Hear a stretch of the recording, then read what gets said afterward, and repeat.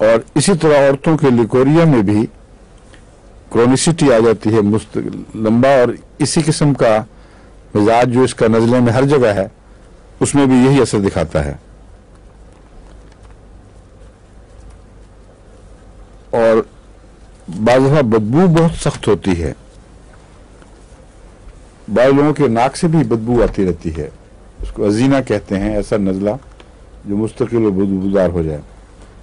उसमें यह दवा भी काम करती है एपिसल, लेकिन लिकोरिया में अगर बदबू ज़्यादा हो तो कालीफॉस को नहीं भूलना चाहिए, वो बहुत चोटी की दवा है।